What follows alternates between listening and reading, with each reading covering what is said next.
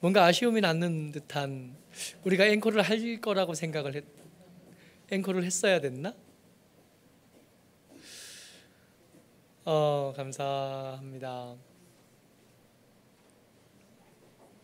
더 나을 걸 그랬잖아요. 그죠? 대답을 아무도 안 하시네. 오늘은 우리 이강혁 목사님을 통해서 관계에서 시작하는 회복이라는 말씀을 나누려고 합니다. 방금 암송해 주신 시편 23편 말씀을 통해서 말씀을 나눌 텐데요. 어제 잠깐 저녁 식사 함께하고 잠깐 교제하면서 이런저런 이야기를 잠깐 나누는데, 이 목사님 부부와 저희 집사람하고 넷이서 이야기를 나누는 중에 이게 역사 탐방했던 이야기들을 이렇게 이야기하시는데, 끊임없이 그때 경험한 특별한 은혜들을 계속 말씀하시는데, 이게 들으면서 무슨 생각을 했냐면, 뭔가 엄청 대단한 일이 있는 것처럼 그 감격에 가득한 표정으로 말씀하시지만, 이렇게 들어보면 길 가다가 만난 표지석 하나, 걷다가 만난 안내문 하나인 거예요. 근데 그 표지석 하나, 안내문 하나가 이 두 부부, 이 아이들에게 큰 감동이 되었다고 감격이 가득한 표정으로 막 끊임없이 이야기하시는 거예요. 무슨 생각을 했냐면, 이분들에게는 바람만 살짝 불어도 은혜구나. 우리에게는 천지가 개벽을 하고 바다가 갈라져도 그냥 그런가 보다 하는 딱딱한 마음인데, 이분들에게는 바람만 좀 수상히 불어도, 이분들에게는 하늘의 햇볕만 좀 이상해도 이게 하나님의 은혜로 보이고 하나님의 위로하심으로 보이겠구나 하는 생각을 했습니다. 우리 마음이 너무 딱딱하다, 적어도 내 마음이 너무 딱딱하다 한 생각을 하면서 교제를 나눴었습니다. 그 예민하고 그 부드러운 마음에 하나님 주신 말씀으로 오늘 함께 나눕니다. 우리 이강혁 목사님 나오실 때 모쪼록 우리 모두에게 은혜가 가득하시기를 주의 이름으로 축복합니다.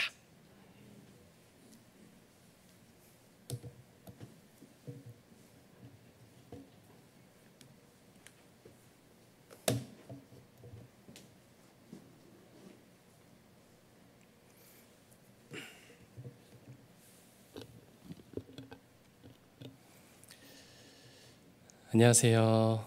네, 반갑습니다. 제가 부산에 올 일이 사실은 태어나면서 많이 없었는데요. 부산에 올 일이 점점 하나씩 생겨나는데, 그 가운데 중요한 이유가 이 청운교회인 것 같습니다. 이렇게 오게 되어서 너무 감사하고 반갑고 기쁘고 그렇습니다. 오늘 본문 말씀 함께 읽도록 하겠습니다. 시편 23편 1절 말씀입니다.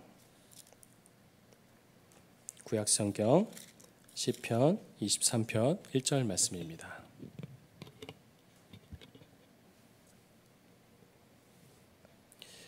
함께 한 목소리로 읽겠습니다. 시작. 여호와는 나의 목자시니 내게 부족함이 없으리로다. 아멘.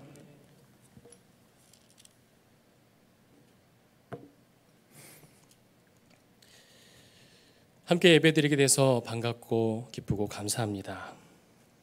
저는 제주에서 제이홈처치를 담임하고 있는 이강혁 목사입니다. 어제 예배당에 들어와서 청운교회 주보를 잠시 보았는데요.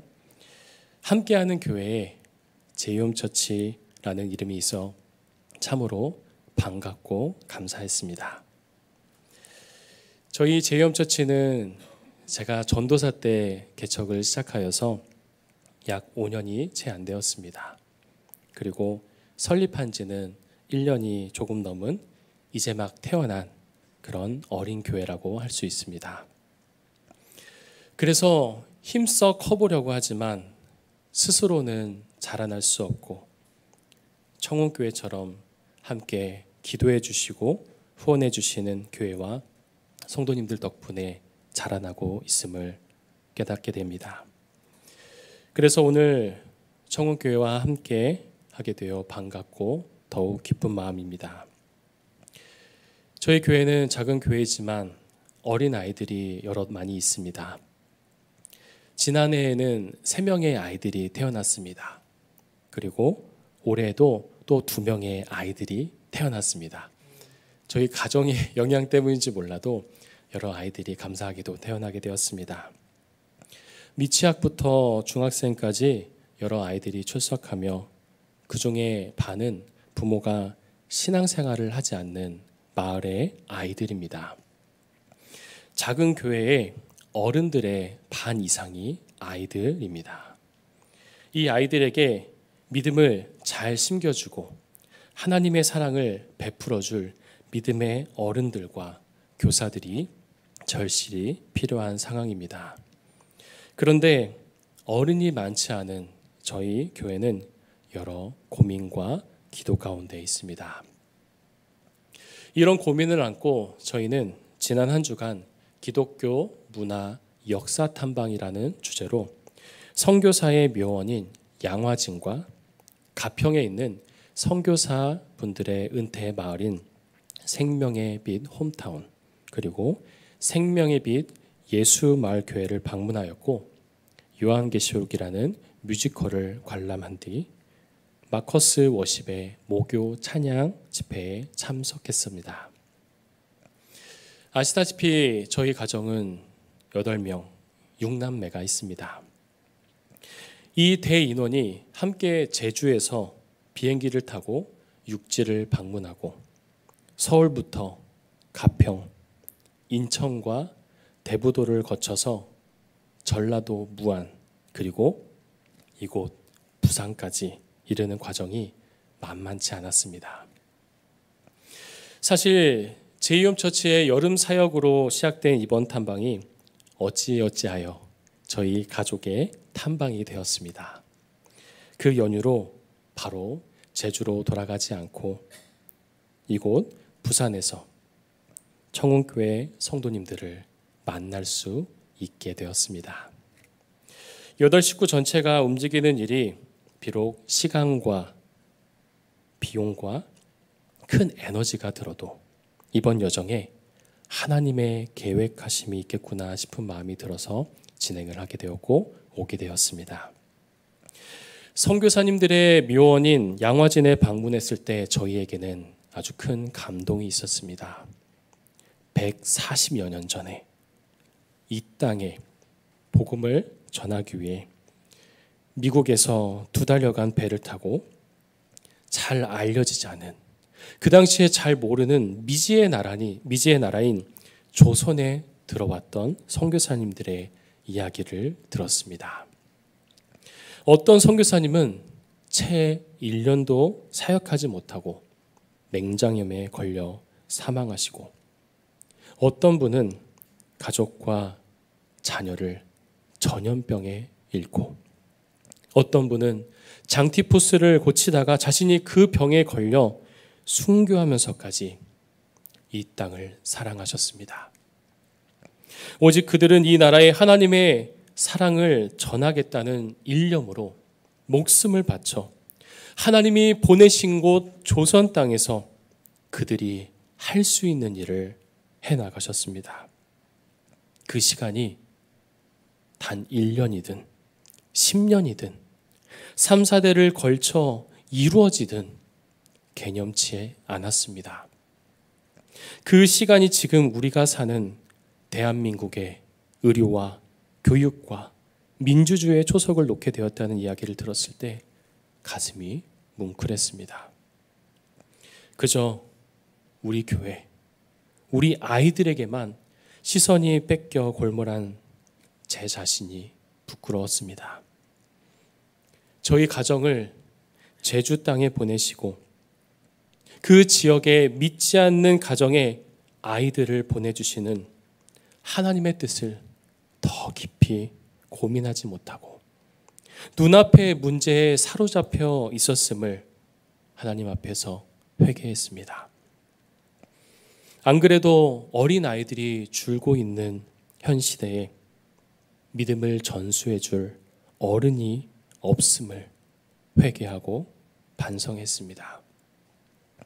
내가 우리 제이홈처치가 그런 믿음의 어른으로 먼저 마을 아이들을 사랑하고 섬길 수 있게 해달라는 그런 기도가 나왔습니다.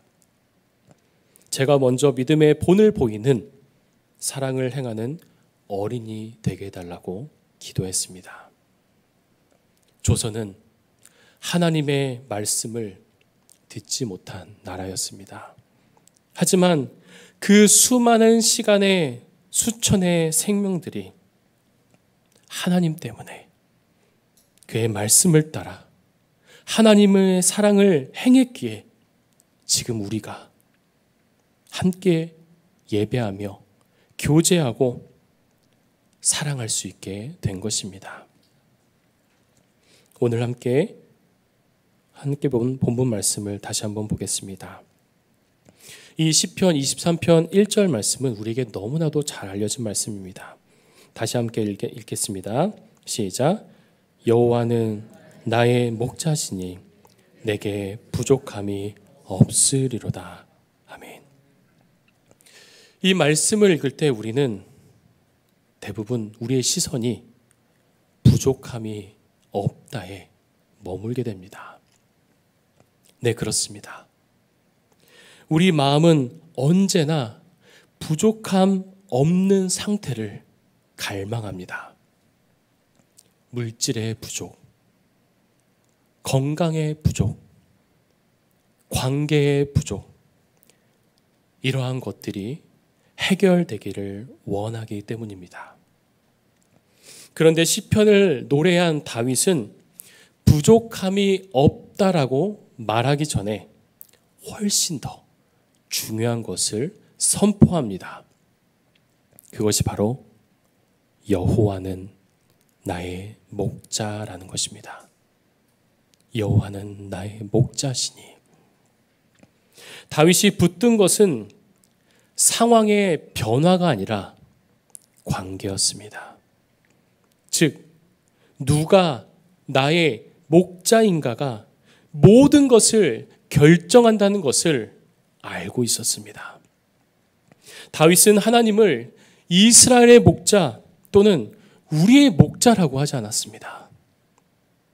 나의 목자라고 고백합니다.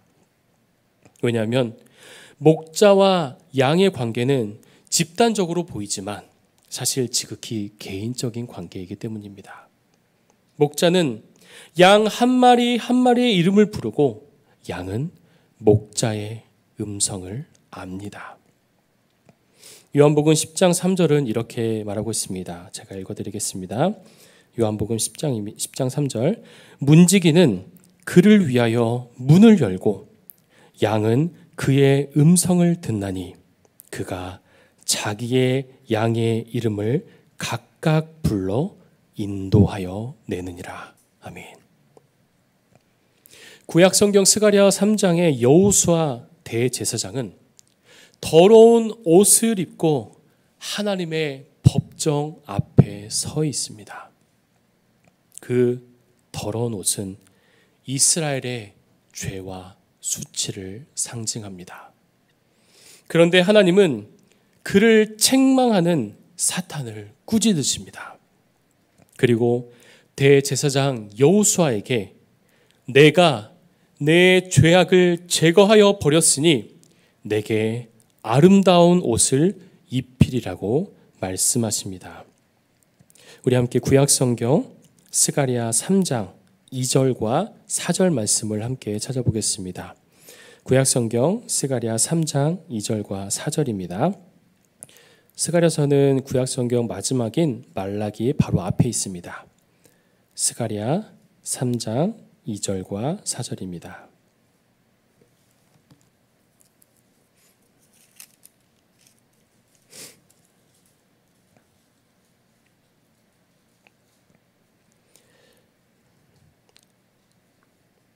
스가랴서 3장 2절 4절 찾으신 줄 알고 함께 한 목소리로 2절 읽고 4절 이어서 읽겠습니다.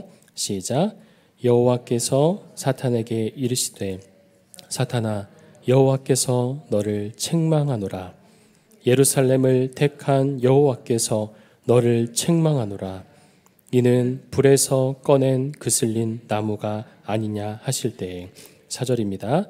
여호와께서 자기 앞에 선 자들에게 명령하사 그 더러운 옷을 벗기라 하시고 또 여호수아에게 이르시되 내가 내 죄악을 제거하여 버렸으니 내게 아름다운 옷을 입히리라 하시기로. 아멘. 여기서의 회복의 시작은 죄가 해결되었기 때문이 아니라 예루살렘을 택한 여호와께서 이스라엘과 더러운 옷을 입은 여호수아를 내 백성이라 부르셨기 때문입니다. 내 백성이라. 하나님께서 백성으로 부르신 그 관계가 먼저입니다. 내 목자라는 관계가 성립되었기에 죄에 더럽혀진 이스라엘은 회복이 가능한 것이었습니다. 또한 바벨론의 포로로 잡혀갔던 이스라엘은 성전을 재건하라는 명령을 받고 예루살렘으로 돌아왔습니다. 그런데 백성들은 성전을 짓기보다 자기의 집을 짓기에 바빴습니다. 전쟁으로 황폐해진 땅을 일구고 삶의 터전을 만드는 것이 무슨 문제냐고 반문할 수도 있을 것입니다. 먹고 살기 어려운데 우선 살 길부터 찾아야 하지 않겠냐고 반문할 수도 있습니다. 하지만 현실적인 문제는 늘 우리 앞에 산적해 있습니다. 하나님은 학개의 선지자를 통해서 우리에게 이렇게 말씀하십니다. 스가랴서 바로 앞에 있는 학개서 1장 5절 말씀 함께 읽겠습니다. 스가랴서 바로 앞에 학개서가 있습니다. 학개서 1장 5절 말씀 함께 읽겠습니다. 시작. 그러므로 이제 만군의 여호와가 이같이 말하노니 너희는 너희의 행위를 살필지니라. 아멘. 즉 삶의 우선순위를 점검하라는 것입니다. 성전이 무너진 채 방치되어 있다는 것은 목자이신 하나님과의 관계가 중심이 아니라는 증거였습니다. 양이 목자의 집을 외면하면 길을 잃는 것은 시간 문제입니다. 학개 선지자의 외침은 사실 여호와가 너희 목자이심을 인정하라는 외침이었습니다. 관계가 회복되면 그 다음에 필요한 모든 것을 목자가 책임을 지십니다. 다윗이 여호와는 나의 목자시니라고 고백할 때 그는 세 가지 확신을 붙들었습니다. 이 확신들은 스가랴와 학개가 말하는 회복과 연결됩니다. 먼저 목자는 길을 압니다.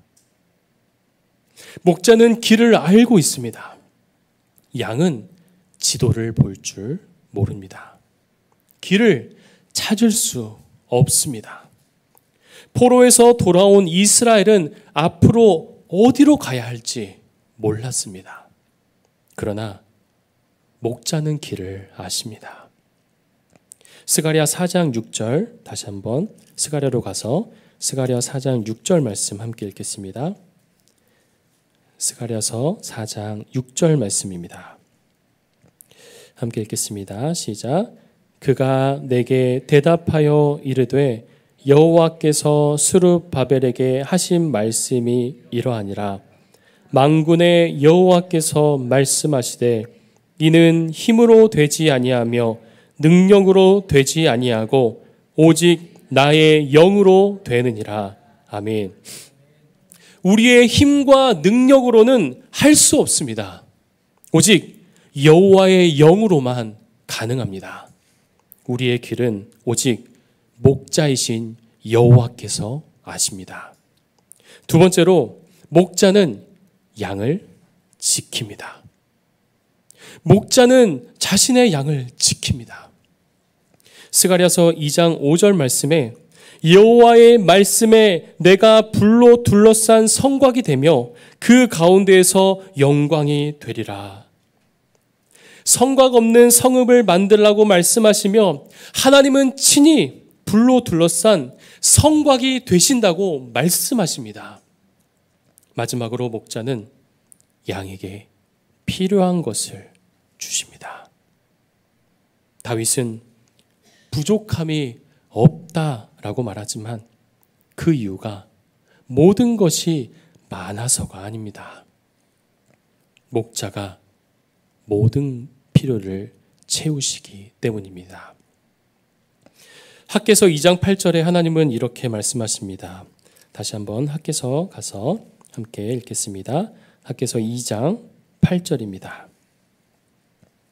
함께 읽겠습니다. 시작. 은도 내 것이요 금도 내 것이니라. 만군의 여호와의 만일이냐. 아멘. 우리의 여러분의 필요를 가장 잘 아시며 그 필요한 것을 충분히 주실 분이 목자이시기 때문에 양은 어떠한 염려도 할 필요가 없는 것입니다. 사랑하는 성도 여러분, 우리가 신앙생활을 하면서 자주 빠지는 함정이 있습니다. 그것은 하나님의 손길보다 하나님의 손에 있는 것을 더 원한다는 것입니다. 부족함이 없다라는 상태를 바라보다가 우리는 목자와 함께 있다는 사실을 잊어버리고 맙니다. 스가랴와 학개서가 전하는 메시지는 결국 같습니다. 양과 목자의 관계를 확실히 세워라. 그러면 회복은 따라온다. 나의 부족함의 해결의 문제가 아닙니다. 목자이신 하나님이 나의 주인 되심을 인정하는 것이 먼저인 것입니다. 여호와는 나의 목자라는 다윗의 선언 속에 길이 있고 회복이 있고 보호와 공급이 있습니다. 여호수아의 더러운 옷을 벗기시고 새 옷을 입히시는 분이 우리의 목자이십니다. 삶의 우선순위를 목자의 집으로 돌려놓을 때 비로소 비가 내리고 곡식이 자라난다고 학개 선지자는 말씀하고 있습니다. 그런데 여러분, 이 목자 되신 여호와 하나님과의 관계 회복을 경험할 때 우리는 또 한 가지 회복을 경험합니다. 바로 이 세상 가운데 사람들과의 관계의 회복이 일어납니다. 생명을 살리는 관계는 주고받는 기브앤테이크로만 유지될 수 없습니다. 사랑이 없는 이들에게 누군가는 끊임없이 부어주는 사랑이 필요합니다. 한쪽만 계속해서 손해보는 섬김이 필요합니다. 하지만 우리는 인간인지라 이러한 관계를 지속할 수 없습니다. 그러나 하나님과의 관계를 우리가 회복할 때 우리는 하나님으로부터 끊이지 않는 사랑을 받습니다. 넘치도록 풍성한 사랑을 경험하게 됩니다. 이것이 우리가 사는 이 세상의 관계를 일으키고 살려내는 것입니다. 우리가 베풀고 나눈 사랑과 섬김을 우리는 우리가 베푼 대상에게 기대하지 않을 수 있는 것은 이미 하나님께 받은 그 사랑이 넘치도록 우리 안에 풍성하기 때문입니다. 양화진 묘원에 묻힌 선교사님들이 그러했습니다. 그리고 어린아이처럼 이제 막 시작하는 교회인 제이홈처치를 위해 기도하고 후원을 아끼지 않으시는 청운교회가 그렇습니다. 오직 하나님께 먼저 받은 사랑이 너무나도 크기에 거저받은 그 사랑을 거저 줄 수 있는 것입니다.